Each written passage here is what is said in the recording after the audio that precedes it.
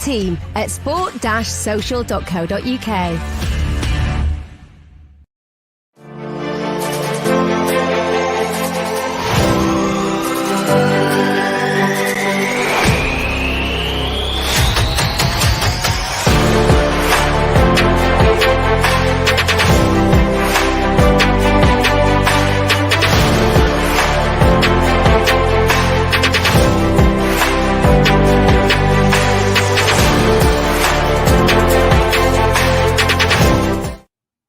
Hello, welcome back to the Masterclass Manchester United Tactical Podcast. You already know who I am. I am Haider Rubbani, and I'm joined by Rob today. Rob, smash and grab. Manchester United have beaten Wolves 1-0 with a goal by Mason Greenwood. That's 3-3 now. I'm not going to lie to you, and I know you guys are all feeling exactly the same. That was pretty atrocious. It was disjointed. But at the end of the day, Manchester United got the result. We are going to go through it tactically. I think this game, Rob, threw up more questions than answers, and we've got issues in midfield that we really do need to resolve. But Manchester United are sitting with 7 points. I'm very disappointed with the performance, but I'm happy with the result. And that's positive now. You know, we've got 7 out of 9. How are you feeling after that? I mean, you know, you messaged me at halftime saying this is possibly going to be a difficult show. Well, I don't feel good. Let's start off by saying that. But I did say this after the Southampton result, that when you play badly, the trick, and it's the most important trick in football, is that you win. So if you can play badly, you can go back to the training ground and you can fix what's wrong, but you must win. If you want to win a title, 3 points every week, please, on the plate. Today, Manchester United won somehow. They found a way. And we're going to kind of go through it all step by step, because there were some very specific things today that were wrong. And there are some very obvious things that people will want to talk about and will be thinking about at this moment. So I'm sure people will be talking about Fred and his performance, certainly in the first half as well. And Paul Pogba slipping back in deeper into a pivot in the first half as well. And in the second half when Ole went back to it. And kind of some of the more, as I said, the obvious bits of the game that weren't very pretty. But we're also going to talk about Bruno Fernandes today, because I think it's really important about Bruno's role in this team this year going forward. And there were problems with Bruno Fernandes today. He was anonymous. But I think when you look at the shape of the game, and at United switching from 4-2-3-1 in the first 10 minutes to a 4-3-3 and finding like they were hitting a brick wall, that is worrying, because that's something tactically now they need to go away and they need to fix it. But we'll look at the shape of the game. We'll look at how it happened, why it happened. But United got very, very lucky today. And you have to ride your luck sometimes. And, you know, Mason Greenwood with a speculative cross shot, bad goalkeeping, back of the net, 1-0. And a special thank you to David De Gea for being old David De Gea today, because that save on the line was magnificent. Oh, unbelievable. You know, prime David De Gea back. I hope so. And, you know, one of the main things actually, which made me really happy, Rob, was not far after that, or not long after that, we saw De Gea run off his line and hoof it into Rosette. And, you know, he hasn't done that many times. So, you know, we're starting to see it. We said it yesterday in the podcast we did about Cristiano Ronaldo. We did say that David De Gea is staying. He's looking like he's fighting for his place. You know, he could easily probably decided this is not for me. So that's a very big positive for me. And I want to see a second renaissance of David De Gea. But that's not really what we're going to be talking about today. What I will say, though, there's a fine line between playing poorly and getting the results, which is very, very important. We know that. But and we can always get caught up in saying, you know, oh, it's great, we got the 3 points anyway. But I think what we saw today was fundamental issues that we've seen for a year, 2 years, Rob, still under Ole. I think the midfield was an issue today. I think the right-hand side in that first half, James Wan-Bissaka was not working. Again, it's like we were operating, lopsided on the left. And we'll talk about Sancho as well later. He did not have a good game today, a difficult game today. I think, we need to discuss that. But let's just start with the formation and the selection. So Man United went with David De Gea in goal. The back four, we saw Varane start, which was fantastic. And he was, for me, one of United's better players today. And we saw in the midfield, we saw the pivot of Pogba and Fred. Now, looking at that team, Rob, let's sort of talk about the setup, because it looked like we'd be 4-2-3-1, but we did go 4-3-3, and it was a disaster, Rob. An absolute disaster. Fans have been calling for 4-3-3. Today, for me, showed why we still can't play that formation. And actually, you're not going to get the best out of Paul Pogba and Bruno Fernandes if we play 4-3-3. I agree with that. And this is why when we've done masterclasses in the past and fans have talked to us consistently about going to play 4-3-3 and making signings that make you be able to play that system because it's so popular. And this is what systems are. I always say, don't I, Haider, that systems are about popularity sometimes, that fans see a system they like or they hold on to it. And 4-3-3 is certainly that system. People want to see United play that, even though United have never played it really.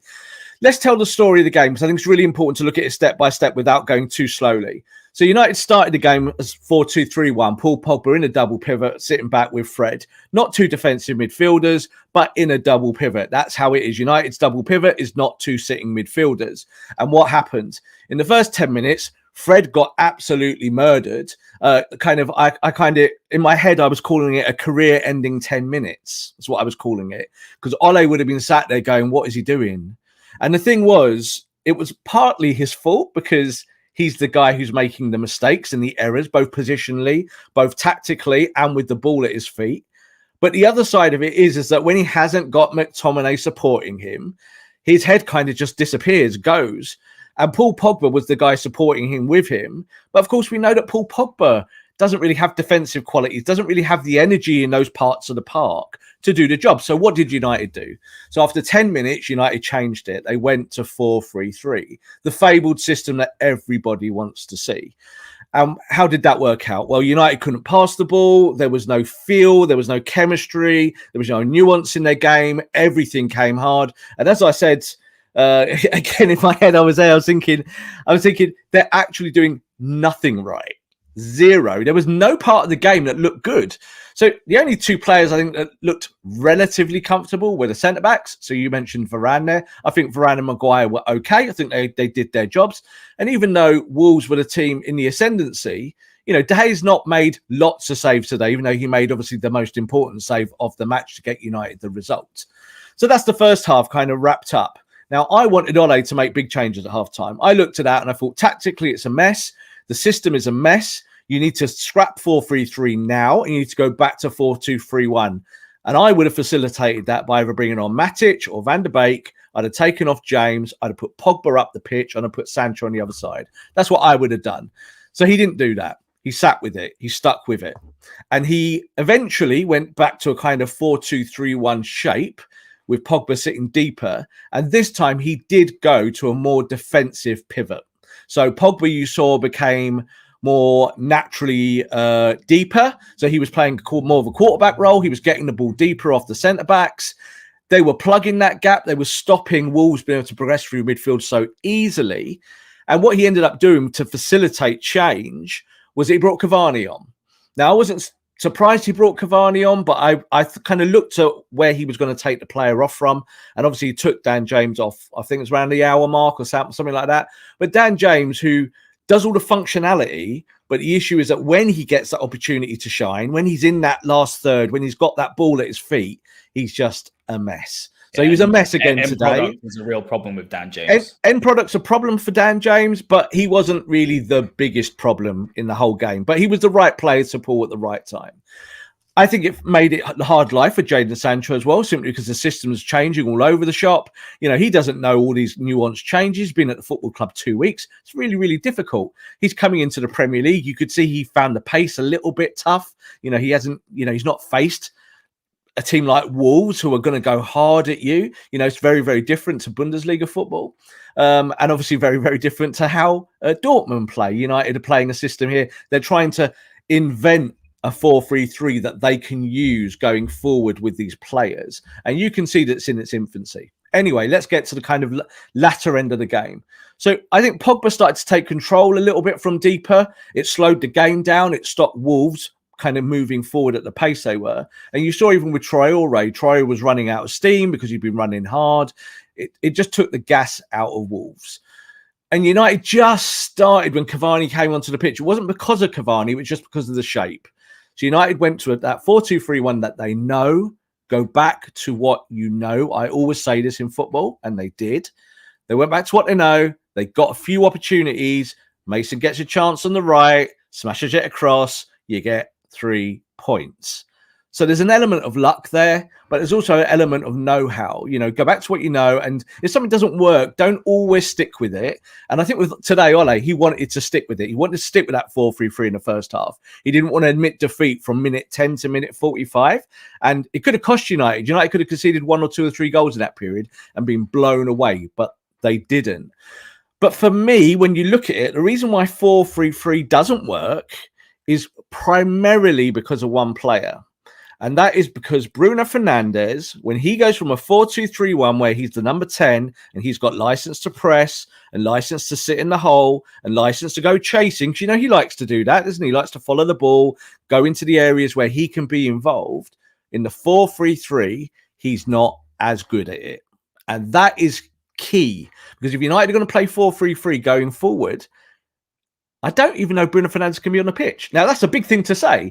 Bruno is our most, productive, effective player. He scored a hat-trick in the first game of the season. But I think it shows why United stick with 4-2-3-1 with Bruno Fernandes at the core, because that's the system that gets the most out of him.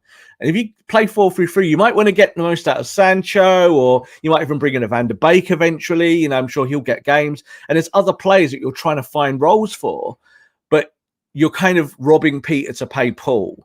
And Bruno Fernandes today just looked a mess to me. He didn't know where he was supposed to be. He was kind of, you can see when he's perturbed up here that the passes go skew if that Pogba's not close enough to him. Yellow card, lots of yapping. I know he does all this anyway, but you could just see that he's not the conductor of the band in 4-3-3. It hurt him for Portugal in the Euros, like you mentioned, and it hurt him here. So I don't think it's an experiment that United can really stick with. I know fans want to see 4-3-3, and fans always say, well, if it doesn't work, then it's all right, let's try it. Well, if you try it and you end up where Arsenal are in the league, what happens to Ole Gunnar Solskjaer's job? None of you would do that and lose your job just to play a system. So Ole's trying to play systems here to make it work. But you could see today, tactically, it was a complete nightmare. Could you find a manager that plays 4-3-3? Of course you could.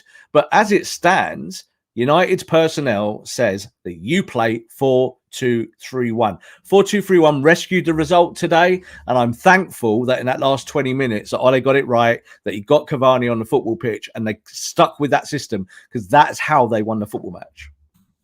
Oh, Rob, look, if we'd stayed 4-3-3, we'd not have won that football match. That's the reality. We'd have lost 4-0. Yeah, exactly. And I think one of the things as well is that the perception that 4-3-3 is more attacking. I don't know what it is. Maybe it's FIFA, Rob. Maybe it's the fact that you have one defensive midfielder, and the view that a 4-2-3-1 is 2 DMs, which is not. We've said it so many times. I think that's where it comes from. But 4-3-3 is not more attacking. It's not 6 players attacking. No. This is what people think all the time. They talk about 4-3-3 like they're playing FIFA, because you have 3 going forward and 3 behind. It's not real football. It's really difficult in the Premier League to play energized football like that without cover. So 4-2-3-1 is also not defensive. Like people say, oh, it's 2 sitting midfielders. I heard Roy Keane say today that United play with 2 sitting midfielders. He's a midfielder, a club legend who's played midfield. But it was Pogba and Fred. And it's wrong. They were not. No, but they did. In the last 20 minutes, they did play 2 sitting midfielders, but they don't play it week to week. Fred and McFred are not 2 defensive midfielders. They're defensive minded. I keep saying it, but they don't play just in front of the back four and they don't move. One goes and one stays. Now today United couldn't do that because between Fred and Pogba there was no chemistry between that. So ideally it would have been Fred, wouldn't it, screening, and it would have been Pogba going. But they didn't have a clue. It's like they didn't speak the same language. They had no idea. Pogba's doing this thing. Fred's running after everything from left side to the right side. It was a complete mess. But they got it right in that last 20 minutes, which was all that mattered because it was still 0-0 and they found a way to win. So that's a real positive. You can take that away. But I just think going forward, you're not going to see 4-3-3 this system unless United magically go and buy a midfielder that facilitates 4-3-3 on Tuesday. I just think that, 4-2-3-1, it said here, can be an attacking system there, depending on personnel. United's setup is about that. It's about the front four. Yeah, I always talk about the front four. And Bruno is the key in that because he's the guy that is either playing number 10, but like a false 9, scoring goals, getting in the box, being effective. And then you have your wide players who are not wingers, They're narrow. They play channel football, and then your striker can go and do Ronaldo things, in around the box, get him the ball in danger areas. And that none of that happened today. Like in the first 70 minutes of the game, United created nothing. There was no cohesion. The ball was just like a bar of soap between them being thrown around. It was so odd watching it. It was just like you're going, this is disaster football. 70 minutes of like everything that Ole said to do. None of them could do it or would try and do it. So part of that's on Ole. I said this in a tweet. The manager has to take the blame for that 70 minutes. But you know what? He also gets some of the credit for the final 20 minutes. Rob, I think one of the key things as well is that, we said it on this podcast many, many times as well. A lot of people, I think there's a misconception, and I see it a lot on Twitter, Rob, that fans think that the system's built around Bruno Fernandes. He's the only one benefiting from it. And they think that if you play 4-3-3 or you bring Bruno back, the rest of the system's going to be fine. You bring Bruno further back, and we mentioned it earlier, when he plays for Portugal, you're going to lose 50% of his goals and assists. And if you take 50% of the goals away from Manchester United, of Bruno's goals away from Manchester United, that is a big gap. You need to score, 20, 30 goals more to be able to facilitate that. There's no guarantee that if you drop Bruno further back, and I actually don't think that Bruno Fernandes, even if you get this DM that everybody wants, I really don't believe that you can play Bruno Fernandes and Paul Pogba in a 4-3-3 and get the most out of them. I think Paul Pogba is the best off the left in the 4-2-3-1 as a floating 8. I think Bruno Fernandes is best as a number 10 who's allowed to make runs into the box, get close to the box. I think that's where United are most creative. And that's why, for me, I know the options are light at the moment in that midfield. There's no doubt about it. Without McTominay, and I think that's quite the frightening thing. And we said it before. Me and you don't think that McFred are incredible, and I think a lot of people perceive that we think that we don't. What we say is McFred is the best option to get the most out of everything else. Why? Because Fred looks better as well next to him. They're functional. They work hard. They do the basics without being spectacular. We need a better passer in there. That's no doubt. We both said this, but they allow the rest of the front four. Even Luke Shaw to go forward. I didn't see Luke Shaw as progressive today.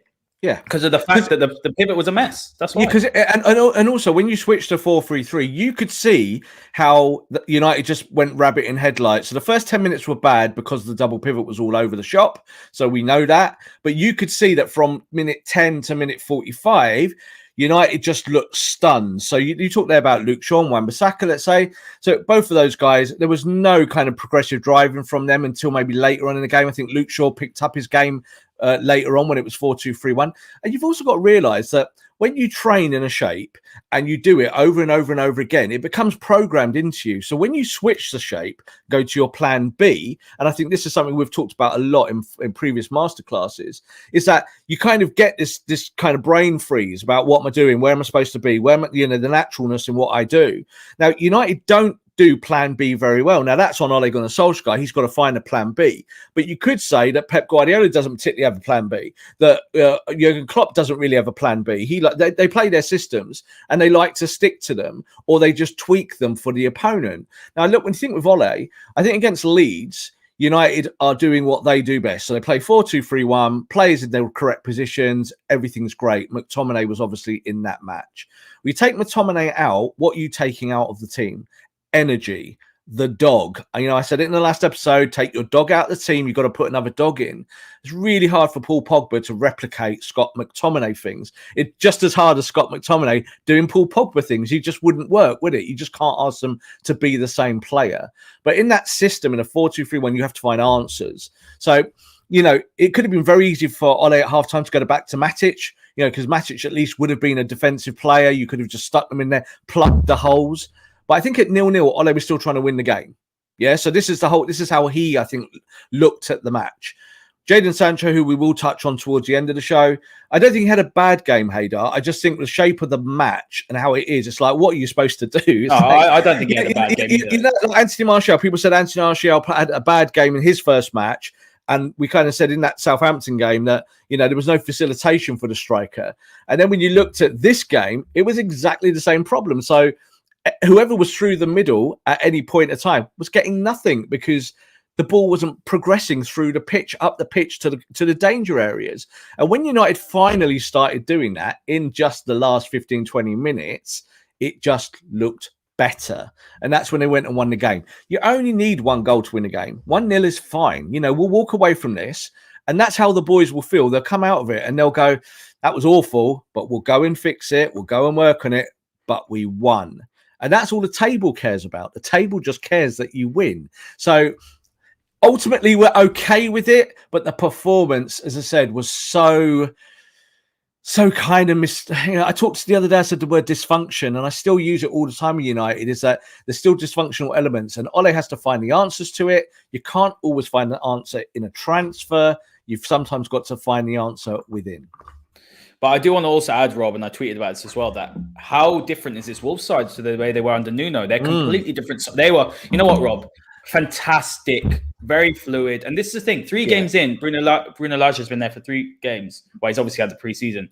They were fantastic. They were so difficult to defend against. And I want to talk about one player because we always talk about him. I mean, I think Adama was fantastic today. You know, he absolutely made, he made Fred's life nightmare. We're not going to go into Fred today because we all know the issues of Fred. He's been absolutely slammed on Twitter. I don't want to talk about Fred today, guys. So we all know the issues of Fred. We all know what he can offer. We all know the deficiencies. We're not going to talk about him.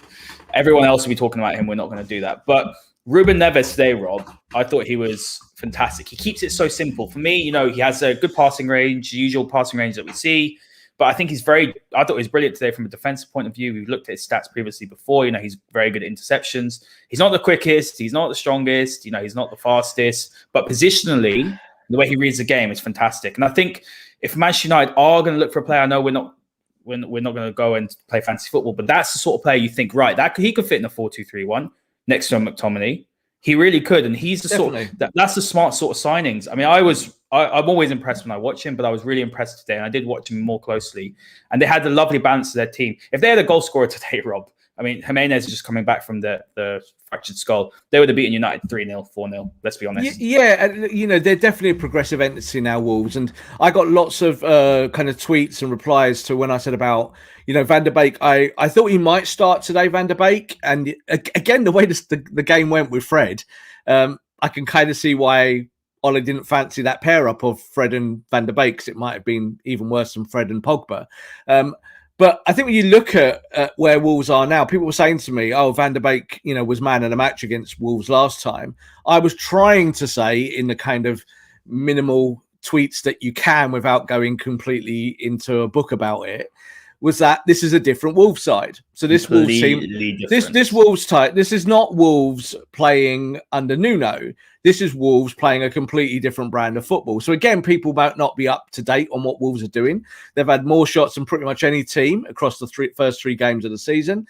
They've not scored a goal. But your worry, of course, is that if they continue with the same vein, is that they might score that goal against you, or maybe 5. So today, United, I think if United got it really bad defensively, like wrong defensively today, say Varane had a shocker on his first game, or something happened in terms of the cohesion in the back 4, or De Gea doesn't make that save, you know, say De Gea's not on his game today, then it's at least a draw or maybe a loss. And we're having a very different conversation here now, aren't we? But Wolves are a team where you look at them and you think, yeah, they are the kind of side that will probably be mid-table this season. They will hurt teams. They'll score goals when they sort that out. And you could see today that United survived by the skin of their teeth, while kind of trying to formulate their own dysfunction, trying to stop their own issues manifesting into the result. Somehow it didn't work like that. You know, United won the game 1-0. And as I said, it doesn't matter. Then you can kind of say, okay, it's fine. But yeah, a good performance from Wolves. You know, you can see what they are, and you can see the kind of team that they're going to be. And they're a great attacking team to watch. You see this manager will harness Adama Traore in a way that Nuno didn't like to do. So I think you might see a really, really big season from Adama. And you can see 2 or 3 other Wolves players in there as well, who were maybe more water carriers last season. They've got quality, and they're going to attack teams, and they're going to score goals. Trincao was fantastic today, Rob. Brilliant. Really. I mean, look, he's an ex-Barca player. We all know a lot about him, or he's very highly rated. But look, I was so impressed, Rob. I haven't had a chance to watch Wolves, so I wasn't sure what I was meant to be expecting here. But they were just on a different level, and I think they were so explosive, and they will do well this year. They reminded me of Brighton last season. You know, so good. Very similar. But just, you know, sort of underperforming when it comes to XG. Sorry, guys, if you all hate XG, but, you know, that is a stat that gets used. But look, Rob, this is a good question here. And it's saying, you know, can you please explain why our build-up playing structure has been so poor in the last 2 games? What does Scott do that makes our build-up better? What I do want to add, Rob, is that I think there's actually several different reasons why I think our build-up has been struggling. I think, we mentioned last week spacing is very important in the double pivot. You can also talk about the angles at which the fullbacks are as well, because you have to remember whoever's playing a centre back has to have an out ball.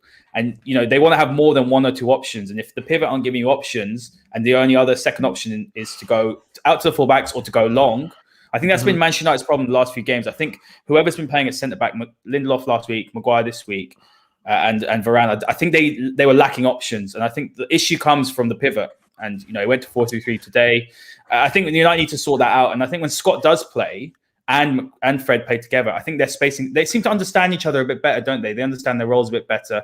Like 100% better. Yeah. Like they're a million not percent great. better. Neither of them are world-class passers, but the spacing's better. There's more options for whoever's playing behind. We'll talk about Varane because I was impressed with Varane today. And that was a difficult game to play. Wolves isn't an easy place to go. Molineux was absolutely rocking. But yeah, let's go into that a little bit about our build-up play. So let's talk about Scott McTominay and pivot. So when you play the double pivot, and I'll explain in terms of where Scott McTominay plays, generally, when United try and bring the ball out from the back, you will normally see Maguire advance and Lindelof stick. Now, obviously, Lindelof's not there today. But the idea of it is that Fred is the guy that just drops into the space behind Maguire, allowing United to be correctly spaced. And then that allows Scott McTominay to start slightly more advanced. So the ball doesn't then go sideways to McTominay. That's rare. What McTominay can do then is push forward, and that pushes the whole play forward. Yeah, the whole shape of the team, the opposition goes that way together. And then you have the fullbacks who will see that, they'll recognize it, and they will push towards that way as well. So that's how the shape of the team works. When United are playing well, that's what they do well. And it's comfortable. They do it second nature. It's easy. You could see today that certainly in that first half, and when they kind of switched to 4-3-3, they were like all over the place. But when the pivot was failing, it was the spacing. So Pogba and Fred were either this close, or they were like this close, and there was just like a train. You could drive a train between them. So they couldn't get the spacing right. It just was a nightmare. There was no outball from the defenders. Why? Because United weren't particularly moving in the space anyway. So you can look at that two ways. First way is that tactically United got something wrong there, that Ole hasn't shown his team what to do. But I don't believe that. Why? Not because I'm high on Solskjaer, but because this team knows 4-2-3-1. They train in it every day for the last 2 or 3 years. So they do know the system. It's about individuals doing their job. So we always had a problem though, Rob. Let's be honest. How seamless have we been at building out from the back? It has been a problem throughout Solskjaer's reign. It's a problem because it's also been a personnel issue of how do people do their jobs. So today, if you want Paul Pogba in a double pivot, yeah, you're going to get maybe some more progressive balls. You might get some delicious Hollywood balls over the top, which we saw, didn't we? You said people start talking, when he does that quick ball from the halfway line and it goes over the top to Bruno and everyone goes, oh, I hate it. I hate that ball because it's just a loop over the back of the defense, just a long ball. There's nothing cultured about it. It's not beautiful. It's rubbish. Yeah. I don't want my double pivot doing that. That's not football. You get there quick, you might score a goal from it, but I bet you score 1 goal out of 100 attempts out of that. It's not tactically clever, but you might do it now and then. So Pogba does that when he plays deep because he's looking for that run and he's looking for that kind of third man run there from Bruno, and they do it over and over and it's boring. I just look at it and kind of think that's not football. Play actual football. And how many times does that actually come off? Maybe 1 out of 10? It doesn't come off. Like, it doesn't, like, you can literally, I said 1 out of 100. I think it probably will be more like that statistically. It's like 1%. So I don't want to see that. I would rather see ball progression, but Paul Pogba is not a ball progressor in that part of the park. So that's an issue. So the problem here is that Scott McTominay is injured. So it's what do you do if you're playing a double pivot? Well, you probably have to play Fred, even if he's bad. Yeah, so like today he was bad. You're still going to play him. He doesn't come off the football pitch. You can't afford to take his energy out of there. He is a dog doing a dog's job, but it's who is next to him. So you lose then Paul Pogba, don't you, being effective in the final third because he's miles away from that. You saw that today, Rob. 5 assists out of our 6 goals. You lost that completely. So it snapped. So Paul Pogba, you noticed towards the end of the game when it was freeing up and there was more space and players were getting tired and all of that, he started going wandering. He was like, I'm going up that end of the pitch. Now I want to go and start playing where I want to play.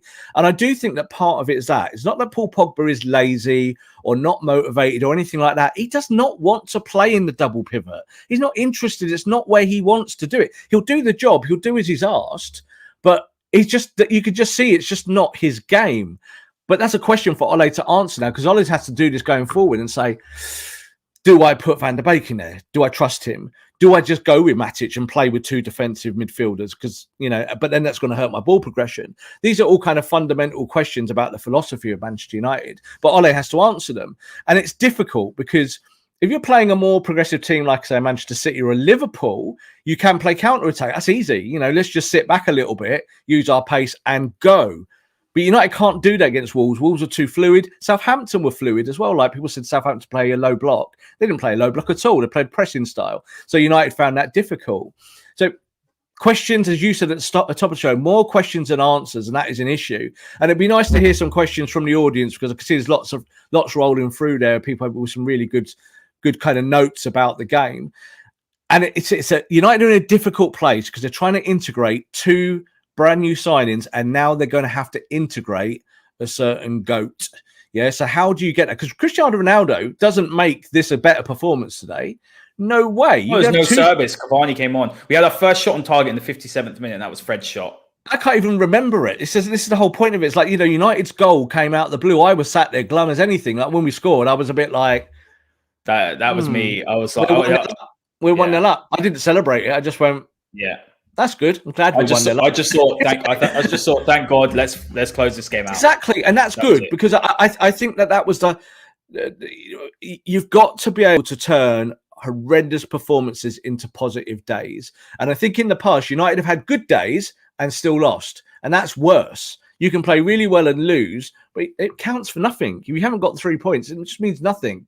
There's no kind of blowback there. So I looked at it today as the fact that it's a real positive that United managed to get 3 points, but there was nothing positive about the performance at all, except that last 15 or 20 minutes where I think they just did enough to turn the tide to get that shot off and obviously get the goal.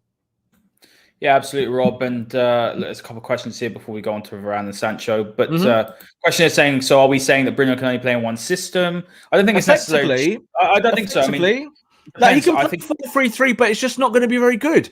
You can play 4-3-3, you're not going to win. So this is the whole thing. Bruno can play 4-3-3, 4-2-4, 4-4-2, 4-4-1-1. He can do them all. But he's just not as good as when United play 4-2-3-1. So, United have other shapes that they can play. Every team does.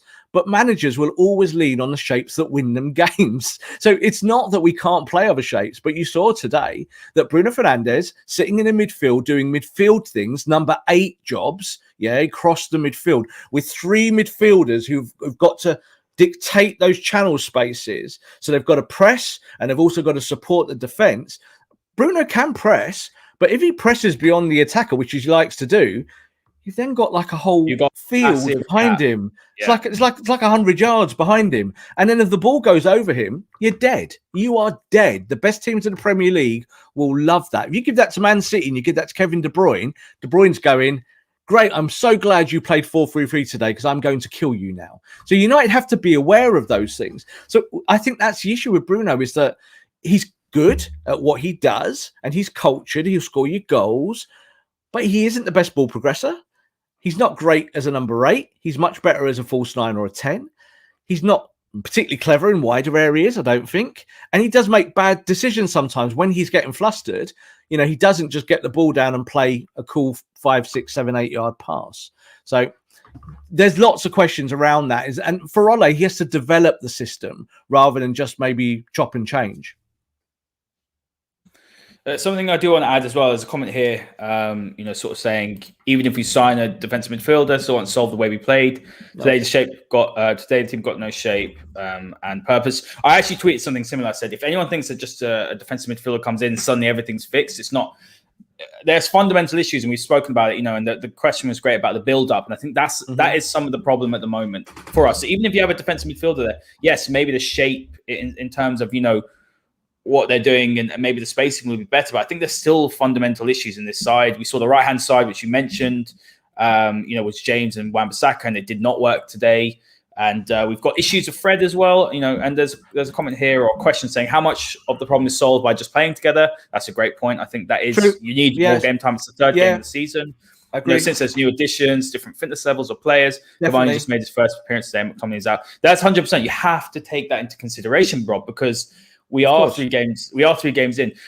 I think that the issue is, Rob, is that there's 2 games that we've had. The last game, obviously, Leeds was fantastic. Last game was very, very poor. We had an issue with midfield. We played Matic and Fred.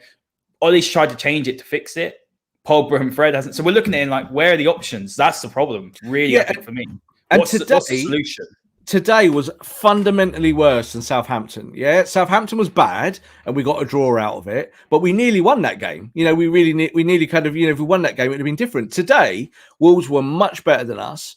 We were a complete mess, a complete nightmare, and we won the game. So that's football in a nutshell. That happens, but it's about developing these players, and it's true. Like, that's how I felt. You know, I said that I think in our Ronaldo Masterclass that I wouldn't be surprised if Wolves beat us today. Yeah, and the reason why I said that is because when you are integrating players, and especially big time players, it doesn't always click immediately. So Sancho's fitness isn't quite there yet. You can still see that he did 70 minutes. That was probably about right.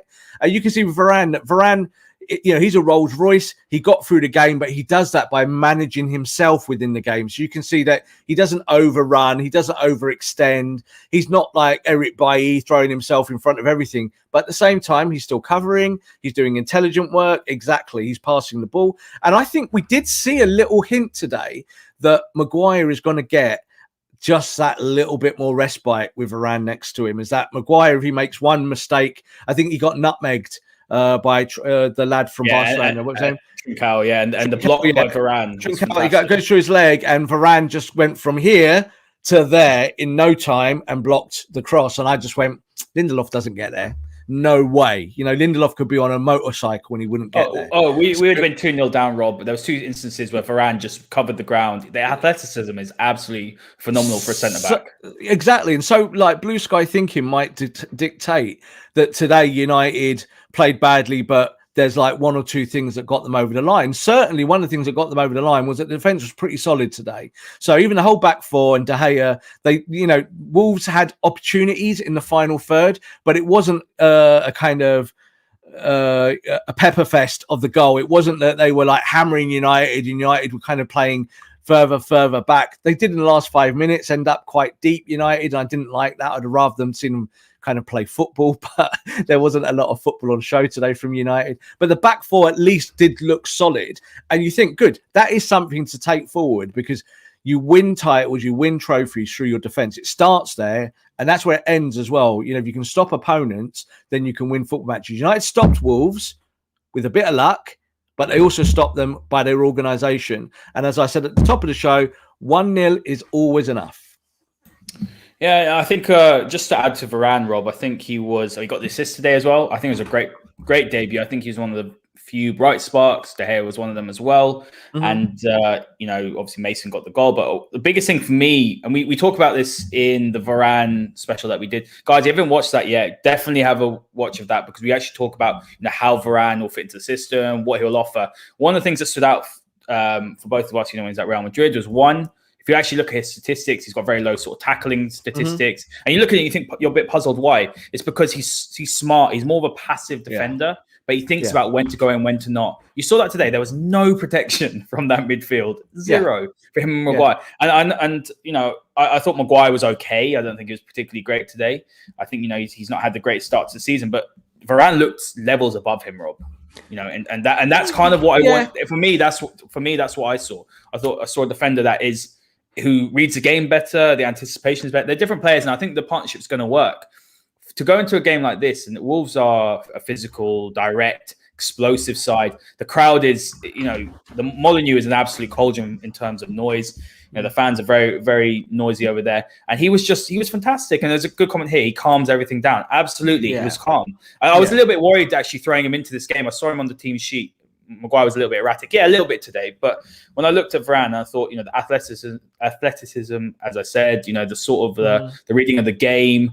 And, I think Wan-Bissaka seemed a bit more calmer knowing that he's got Varane inside him. We did talk about that, didn't we? There was an issue in terms of the communication and that relationship on that right-hand side of the defence of Manchester United between Lindelof and Wan-Bissaka. And I think, look, early days, but I thought Varane was very good today, and it's only a positive, to be honest.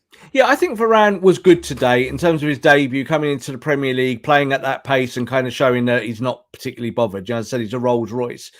The best players are proactive players, not reactive. So what do I mean by that? So, you know, when everyone gets really hot about Wan-Bissaka making 20 tackles a game, that's reactive football. That's rubbish. Yeah, reactive football, having to get because you're out of position and having to make tackles, is not clever football. Proactive football is when you read the game, you position yourself on the chessboard where you are, and you do your job. So Varane did that today. So that helped Maguire. Now, I don't think Maguire had a bad game today. I think he had an average game, but I think they're trying to work it all out. So when your double pivot is dysfunctional in front of you, that's going to hurt Maguire more than Varane. Yeah, because Maguire is the person who's supposed to bring the ball out. So that's a problem factor for this match. I don't think that that's going to be a problem going through the season. I think when your double pivot is sorted, or when McTominay is back in the weeks ahead, that Ole will go back to that. We might even see a signing, as I said, on deadline day, but don't hold your breath. But then I think Maguire will look more settled. I think Varane will look like he did today. As I said, that's kind of the player he is. And his coverage is so good that he can sweep behind, which is, again, something that Victor Lindelof just does not have the quality to do. He's a decent player, Victor Lindelof, but he's not world-class. Varane is world-class. That's the difference, you see, the tiny echelon of like what means world-class and what means just a footballer. You know, Varane is a world-class footballer. That's what you're buying to come in and help everyone else to make the other positions better. I disagree with the fact that Wan-Bissaka looked more comfortable. I don't think so. I don't think he gave anything progressively today, Wan-Bissaka. I think there were times when I wanted him to go and support Mason on that side, and a few times that Jadon was on that side. It was even a time later in the game we ended up kind of playing on the left. It's like, what are you doing there? That means the whole right-hand side is exposed. If that ball gets switched, we're dead. But luckily enough, I don't know how he ended up over on the left, but then he's back on the right. So to me, there are still tactical issues with Wan-Bissaka, but you hope that playing with Varane and Varane's side going forward for the season, that he can iron those little creases out.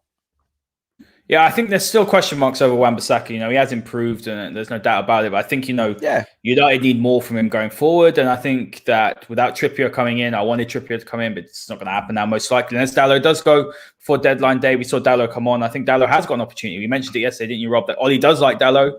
He wants to give the lad a chance for another year. I think there's a player in there. Defensively, Dalot is a disaster. He's almost the opposite of Wan-Bissaka. But he does offer something going forward. You know, he's not good enough to be a winger, but he does have a decent cross on him. Different kind of player, Yeah, different. But you need that in your squad. You need to have things that, you know, change. And, you know, for example, there's a lot of questions about Van der Beek. I just want to go into Sancho in a little bit more detail quickly, because I'm sure there are people that are probably disappointed. I mean, to be honest with you, Rob, I'm not surprised what I saw. You know, I think that, like you said, he doesn't really look 100% fit. I think Varane. Well, he's not. We know he's not. We know he's not fit yet. Yeah. And I think one of the things about Sancho as well is that it's going to take a little bit of time to form those relationships. You know, he's playing on the left today with Luke Shaw. He went over to the right with Wan-Bissaka as well. So I think it's going to take a little bit of time. And I think the problem we had last week as well was that he's picking the ball up too deep. He wasn't getting in good areas. I don't remember at all. I remember a few times he's on the edge of the box. Again, it's going to take a little bit of time to build an understanding of the players, you know, understanding who's going to go where, who makes that move there, one touch, you know, that sort of thing. So I'm not really worried. I think he's just going to take a little bit of time to adjust. But I'd like to see him on the right rather than the left. I did tweet before the game. A lot of people are like, why is he on the left? He can play on both sides. It's not a problem. Of course. All he wants a fluid front three. But I would like to see him more on the right, because I think that is where he's going to play if Rashford comes back or Pogba comes back. And I'd like him to start building that relationship with Wan-Bissaka early rather than playing on the left and moving over to the right, and then we have to do that again.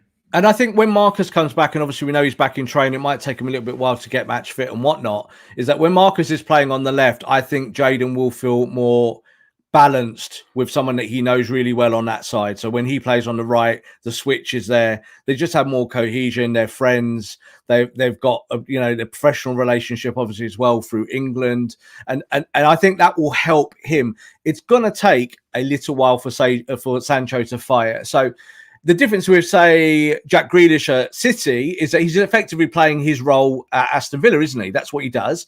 So he's been dropped in doing his role there. I think with Sancho, we want to see Sancho playing his role from Dortmund, but that's not quite what he's doing at the moment. It will be in the weeks ahead, but while United are still sorting out through this elongated pre-season period, and that we are having issues in the double pivot and the ball's not being progressed and all those things, you have to kind of work on those things all together as a one big system. And I think he'll be okay. Like today, it's about getting his fitness, 70 minutes. I want to see him with the ball on the edge of the box. And that means United need to find him. That means you probably have to play Paul Pogba further up the field. That means that Bruno needs to be better as a number 10. That means your striker needs to run the channel a little bit more. And United need to find that balance. That's when I think Ronaldo will be an asset, because Ronaldo just being in that team is going to scare centre-backs. Oh, 100%. And it's more space for these wide men. What it will mean is that your back four, which is space like that, will do this. Yeah, they will go like that, because the guy in the middle is the greatest footballer of all time, bar him and Messi, obviously, whatever you decide who is. So if you've got that player there, that's then going to help Jadon Sancho. That's going to help Bruno Fernandes. That's going to help Marcus. That's going to help Mason. It's going to help Cavani when he's on the pitch. So all those attacking players will feed off what Ronaldo brings, because Ronaldo will intimidate defenders, and then you can pick up the pieces and do some of the good stuff. United today did no good stuff because no one was intimidating anyone. They couldn't even pass a football. So that is worrying. They are old issues, but I don't think that they're not solvable. I think you need to get on a training pitch, get your new players integrated, and find a way. Yeah, agreed. I think there's a comment here saying, I think it's saying starting 11. So I'm going to tell you my starting 11. It's going to be 4-2-3-1, Rob. If everyone was fit, I was picking the team tomorrow, it'd be De Gea in goal. I think, I would actually sell Henderson. You can get that wage off the book. That's just my opinion. I'm not that high on Wednesday. That's just my opinion. I'm not that high on him. I don't think he will be an elite keeper. Just my opinion. But I'd go Wan-Bissaka at right back. I'd go with Varane and Maguire and Shaw in defense picks itself. You'd go McFred in midfield. But I would be thinking about Van der Beek. We will talk about Van der Beek, guys. We talk about him every single week. Me and Rob both agree, he probably should have come on at halftime. We'll talk about that. Then I'd go Pogba off the left as it stands. Even if Rashford's back, I'd have Rashford on the bench. Ronaldo up front, Bruno at number 10, Sancho on the right. And that's very, very harsh on Mason. Extremely harsh on Mason because, he right now, he is probably United's probably most informed player. But, if everyone's fit and playing to their abilities. I like Pogba off the left. It's not harsh because football is about winning, yeah? And Mason is 19 and Mason is going to score tons of goals, either whether he's on the bench or whether he's starting. And this is the whole thing I get a bee in my bonnet about the whole starting 11 thing, because it's not about just your starters. It's about your team. Your team wins it. So you're right. So you're leaving out Mason there and people will be straight on you, Haider. How can you leave Mason out? Well, in your best 11, he might just not be in it. It's just the way it is. So he will be one day. One day he'll be indisposable. One day he will be the first player on that team sheet. But while he's 19 years old, he should not be the first or second or third player on your team sheet. There should be other people who are earning hundreds and hundreds of thousands of pounds more than he is, who should be taking that brunt and that weight. So, it's a good team. That's a great team. And then you look at the bench, it's unbelievable. You've got people like Cavani, you've got Martial, you've got Van der Beek, you've got Mason, you've got Lindelof, who again, Lindelof's a good rotation option as a centre-back, Rob. Yeah, totally. He shouldn't start week in, week out. You could have him in the squad in the title-winning side. There's quality there. There's just a few fundamental issues, as we said at the beginning, which keep cropping up. But we're going to talk about Van der Beek now before we wrap up. And a lot of questions about Donny Van der Beek. Now, we mentioned, and you mentioned it earlier on, that, people were talking about the last Wolves game saying, Van der Beek was man of the match. Different team. This Bruno Laga team is completely different. And, we saw with Spurs, they've won, I think, their first three games 1-0. They're going to be a completely different side. But when you're looking at Donny Van der Beek, look, we're 3 games in, but it is puzzling, Rob, to be honest, that he hasn't been an option, or Ollie. I'm sure Ollie has looked at him. We don't know what's going on in training. We don't know whether he's not performing to levels. But looking at that midfield right now, and I'm thinking he's definitely an option there. Last season we said he wasn't because he bulked up. This season he wasn't aware of his positioning. He was leaving gaps. He was going forward when he wasn't meant to, playing in that deep position. But I think he can do a job there, and I'd like to see it because, Rob, if there's no doubt about it, he's a superior and more technical footballer than Freddie McTominay. There's no doubt about it. But what he doesn't offer or hasn't offered in the past is that functionality that those two offer. But surely now you're looking at it, and Ollie's got to think: if I'm not going to get a midfielder in, use what's on the bench. Yes, but let's add some context to it from both Van der Beek's camp and from Ole Gunnar Solskjaer. So Ole Gunnar Solskjaer said in his most recent pressers about Donny van der Beek is that he's really pleased with how his pre-season's gone. He's really pleased with how he's kind of strengthened, all the extra work that he's done. And that he feels there's no doubt this season that Donny van der Beek will play more games than he did last year. Yeah, he said that will happen. But he said one of the key little things he said was kind of a little marker is he said, I just need to see certain things from Donny in training consistently to be able to kind of pick him. So he kind of, that was him, me paraphrasing, but that's what he said. You know, he's putting it like that. Now, Van der Beek's people and his agent said in the last couple of weeks, the reason why Van der Beek hasn't thrown his dummy out the pram and said, I want to leave the football club, is that he's listened to what his managers told him. He's agreed with what his managers told him. He's understood what his managers told him, and he wants to prove himself. Now, I think that's a good scenario, yeah, because it means communication's good. And it means that Donny van der Beek understands that at the moment he's not a starter, and he's not been a starter last year for a reason. Now, we talked about this in shows about what he did in that double pivot last year, how it collapsed, how it didn't work for him, and why he ended up sitting on the bench consistently. Now, he's still on the bench.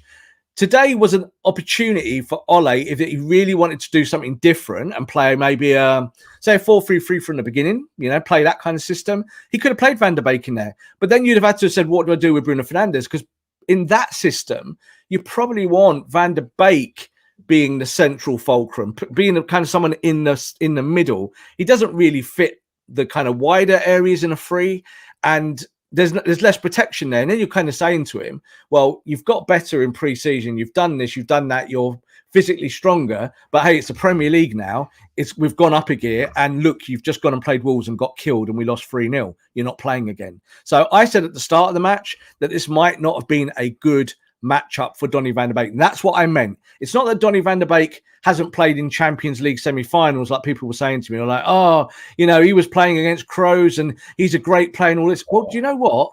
Since Donny van der Beek's been at Man United, we have not seen this. Yeah. Rob, so another thing I want to add just quickly, sorry to interrupt, is that people pull up they screenshot the, you know, from who scored. Oh, look, Donny was here. He scored a goal playing as a number 8 in a 4-2-3 against Chelsea or Spurs. And I'm like, I don't want to be rude, but are you that stupid? Like, to compare the two things, it's not the same. That is quite rude.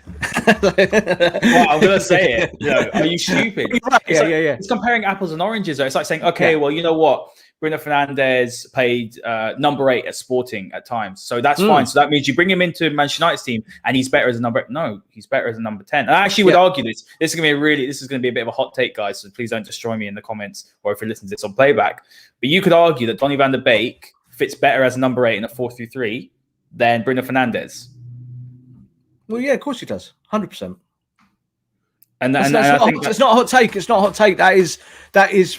There is evidence to say when you look at what the systems he's played at Ajax and what he's done before and what he's good at and what he's not good at, and the fact that he can play 6, 8 and 10, but it's a sliding scale of whether he's good at those things, is that he prefers to be a number 8 with number 10 duties. Now, Bruno can be a number 8 with number 10 duties. He just doesn't do them very well when he's a number 8.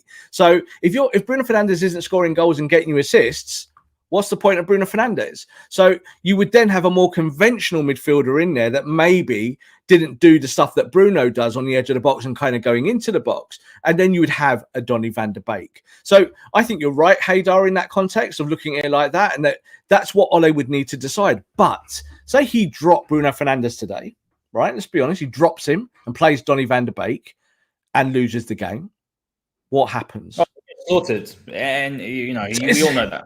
And it would also be the wrong decision. It would also be crap management. Yeah, if you did that just to give Donny a run out. So this is why I say about Van der Beek, he needs to be patient. He needs to wait for his opportunity. Players get injured. There are times when you're going to be able to jump in and do your thing and get a run. And when you get a run in the team, that's when you have to prove it. Donny van der Beek played lots of games last year, but obviously on minimal minutes. So people can say to him, with all the excuses, oh, well, he wasn't broken into the team. All of this. He had a year of training at Manchester United.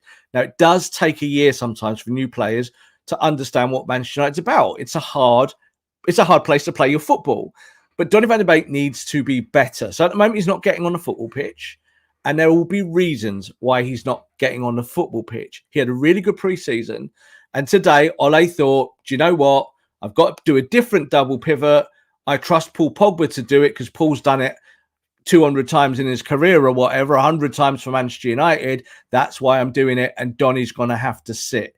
I did think that at half-time there was an opportunity to bring Van der Beek on and switch it up, but he decided to do something different. And the difference was Cavani. And the difference was Man United won 1-0. So you can't criticise the manager today for not playing Van der Beek. I find it bizarre that Van der Beek has this fan club that is kind of based on I don't know what, because it's a strange thing, because I like him as well as a player. I like his style. I like what he's from. I like his stock. I like all of that. But I've not seen anything with this badge on his shirt yet that makes me think that, yeah, I've got to pick him every week. Doesn't work. Someone said, oh, it's like Mkhitaryan. Well, Mkhitaryan was the same. Mkhitaryan didn't get a chance under Jose for whatever reason, had a spell of 10 games where he was like world class, then got injured, then dropped out the team. Then when he came back was just junk and left the football club and has left other football clubs since. So that's on Mkhitaryan. And I think for Van der Beek, it's not as easy as just like, oh, well, I'll sign for Real Madrid tomorrow or Barcelona and everyone will see I'm world class.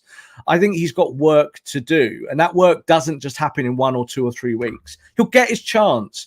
But fans, again, have just got to pipe down and go, you know, like, I wouldn't have picked Van der Beek over Fred today because Van der Beek is not a dog. He doesn't do that energy work that Fred does. But I tell you what, Fred needs to get on a training pitch, get a bag of balls there and start playing 5 and 10 yard passes and controlling the ball a bit more, because he's better than that. Yeah, you saw when he was playing for Brazil in the summer, he's not a bad footballer. He can do it. But today he was flustered.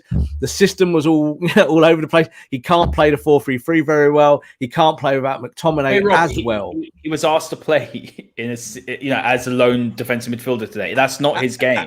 And he tried, but you can see that he's so overstretched. And that's why I say that United don't need a defensive midfielder, because if you played a defensive midfielder in today, you'd have just had the same problem with ball progression. So ball progression from a defensive midfielder, it had just gone backwards and forwards between the defenders, and we'd have had 70 or 80 minutes of Jose Mourinho football. And that's fine if you got Mourinho as your coach. You will play a low block and a defensive midfielder then makes sense. Matic then makes sense. But if you want to play progressive football, be up the other end of the field, then you have to do other things. It's a work in progress, but, you know, as we always say, you can't always say that. You've got to see progress game to game. And at the moment, we've seen, I think United hit a little bit of a brick wall, both on the selection because of a couple of injuries, and just because the chemistry is just weird. Like, I would just go back to having Pogba up where you want him and get Bruno doing Bruno things and work around that. Look at those and pick your selection around those players. But of course, Ole's trying to get Sancho in there. He's going to now have to get Ronaldo in there. Ronaldo's not going to sit on the bench, is he? Ronaldo's not going to sit there for 6 weeks and go, pick me when you want, boss. You know, he's going to say, I need to start. So Ole needs to get answers. He needs to find them quickly. Look, he'll play against West Ham, in the cup. I just want to add this as well on Van der Beek before we wrap up. And then I just got one more question, Rob, and then we'll wrap up. But I was, I think the thing with Van der Beek is that I think the fact is I actually hear this all the time. Cruyff will be rolling in his grave because Van der Beek's not playing. It's all nonsense. I think it's just the illusion that obviously because he's come from Ajax. Look, he's got one of the best footballing educations you can get. And there's no doubt about it, but that doesn't necessarily translate to you. I saw someone comment under someone's tweet saying he's one of the best ball progressors in the world from midfield. That is actually one of the weakest parts of his game. Understand what player you've got here. What he is fantastic at is he is intelligent. He's good at playing one-touch football. He does make clever runs into the box. So there's all these things that he can do. What I like from him in pre-season against Everton, I think that the balance, Van der Beek and Fred together wouldn't work. I think Van der Beek and Matic together does work, but obviously we saw the issues with Matic. Yeah. And the thing about Van der Beek that I liked in preseason, especially in that Everton game, and I said this when we actually did the show, we did a preview, didn't we, for the season? He was looking forward and he was breaking the lines of passes first time to people like Bruno Fernandes. He was looking forward. He wasn't doing that last season. If you look at statistics when he was in the pivots, so McFred passed the ball forward more times than Donny van der Beek did when they played. There you go. So that he's not but I think he can improve that aspect of his game, but it's not natural to him. And it's the same with Bruno Fernandes, Rob. Bruno Fernandes is not going to be the one that picks the sort of Kevin De Bruyne pass, the Paul Pogba pass. That's not what he's good at. And if you actually look at him, technically he's not as good as Paul Pogba or Kevin De Bruyne. He's just not. That doesn't mean he's a bad player, but he's clutch when you get him into the box. He's going to score goals, he's going to get assists, he's going to change games. He could have the worst game, but Bruno Fernandes will come up with a winning goal. And we're lucky to have him and Paul Pogba on our team. But yeah, for me today, dropping Pogba back into the pivot, I did question it. I understood why he did it, but I think it didn't really pay off today. But second half, it got a bit better. But Rob, I do want to talk about Dan James quickly, because for me, I saw his selection today. You're seeing a lot of reports that he could be out, he could be leaving. There's Everton, there's Leeds, there's other teams interested in him. And for me, I felt like he played today. This is just my view. It's probably wrong. You're going to laugh at me, but sometimes managers play players to sort of put them out into the shop window. Let's say, is he off? Yeah, is he off? Is he leaving? Because it does seem like if he can leave the club, I think Manchester United, it could help them to be able to free up some wages to bring in a midfielder. Because I do think the club are looking at midfielders. It's just whether they can get one in the door. I think as it stands, Dan James going nowhere. And why? Because Ole Gunnar Solskjaer likes him. Like, it's really weird that the whole of football Twitter and United fans always hate Dan James, but the manager likes him. It's the manager that counts. It ain't you lot, guys. It really isn't. So the manager sees him in training. So like we saw today, that Dan James' issue is the end product. That's the problem. So Ole Gunnar Solskjaer, if he has faith in this player, he's going to say, I'm going to find you the end product. We're going to train together and I'm going to get you to become a better player. Now, if that happens, great. If it doesn't happen, then the reputation continues, doesn't it? Now, I think if United could get an offer for Dan James that they were happy with and that they felt that there was value in that offer, his wages are not a problem. He's not on big wages. So you're not getting a big wage player off your bill. He's not on some astronomical wage. You might get 25 million. I know obviously it's a lot of times it's would you? Who's going to play 25 million for Dan James? Like, you'll see, Bielsa loves him, bro. Bielsa. They might. You might get an offer. If you got 25 million, then you would start talking. You go like, oh yes, please. You look at Willock last season. He scored 8 goals in the run up in the last 8 games of the season. He went for 25 million. So that's the standard of £25 million player. I don't think Dan James is there. Dan James is a good player. There are teams that want him because he does certain functional things well as well. So United fans can bin him and trash him and say all of this, and it will be for the reasons of his end product. That's what it is. But he's still definitely one of the most this is always a juxtaposition. Our best defensive attacking player.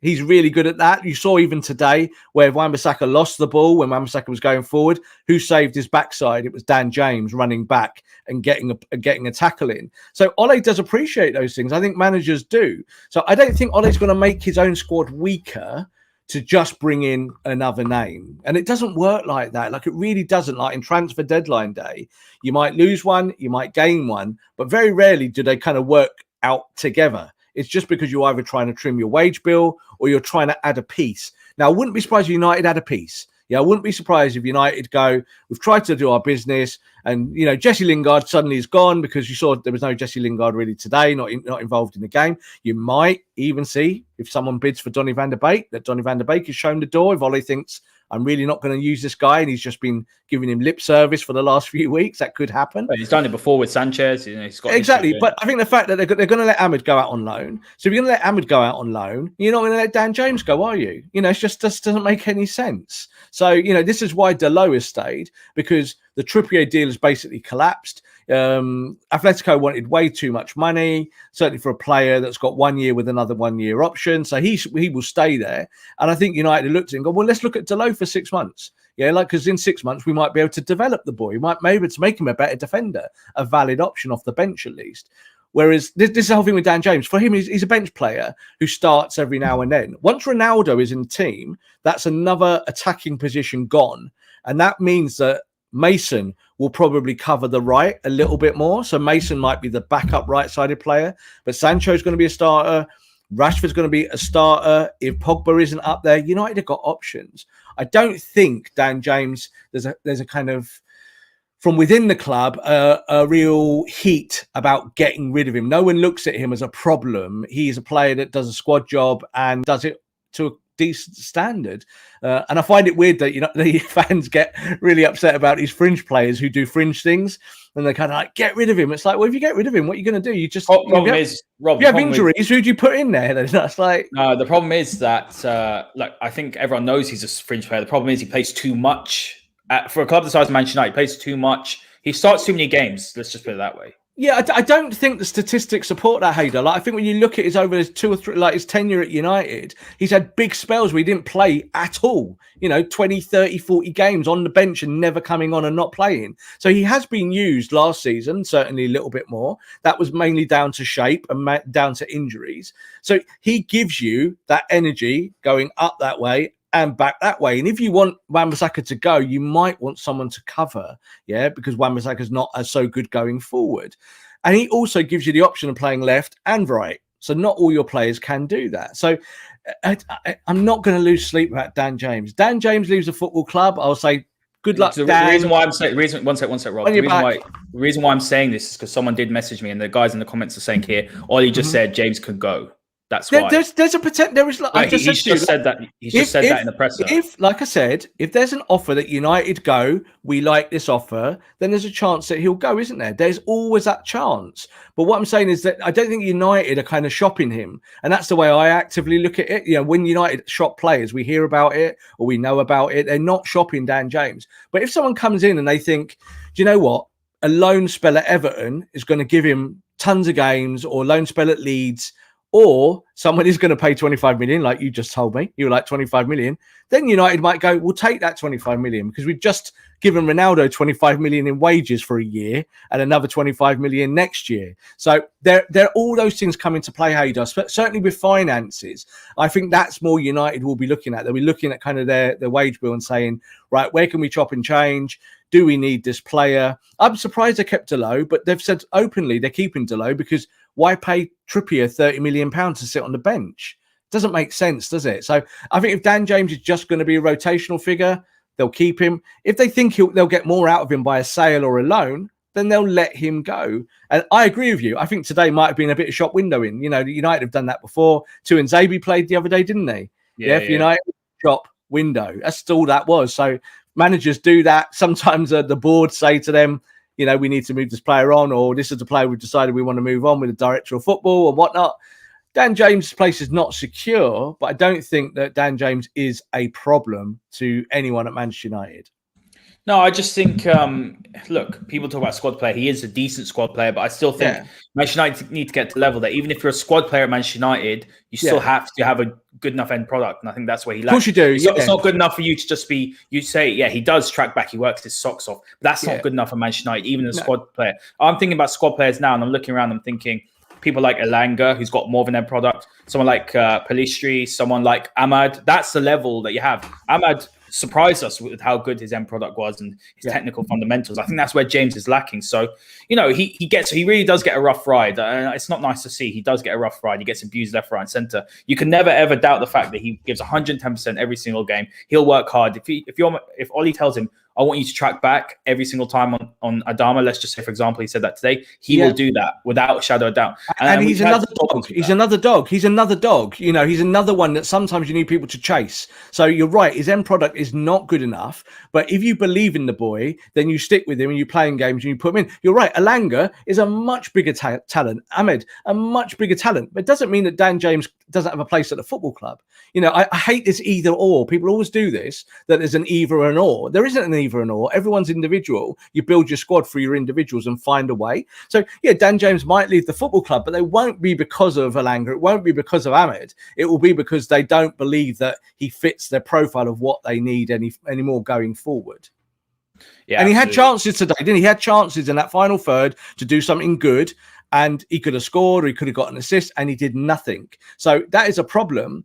And you want your wingers, you want your wide players to be able to create, don't you? And he does not create enough. To be fair to him, he gets in the good positions. You just don't want him to be the one. You want someone like Sancho. But Jesse Lingard goes to West Ham last year, right? Jesse Lingard goes there at the bottom of his career, and he comes out of it as like the best attacking midfielder in the Premier League. But if he'd been in Man United's team, coming off the bench, or in a team, do you think that would have been the same thing? So sometimes we don't see as fans what managers and everyone else sees as coaches when they're putting their teams out. And then eventually it pops and you get the result. And with Jesse Lingard, it worked very well for him, didn't it? And he, back in the England team and all of these things, just missed out on the Euros. Dan James, for Wales, was brilliant. When I saw him play for Wales through the Euros, that period, he's really, really good. Like you just said there, Bielsa likes him. Bielsa's not a bad coach. So these coaches do like this player. I think, you know, Benitez will like him because he'll give him genuine width and pace if he goes to Everton. So there'll be chances there. Like I don't think that there's not a market for him, but I don't think there's a huge market. You know, we'll see if someone's there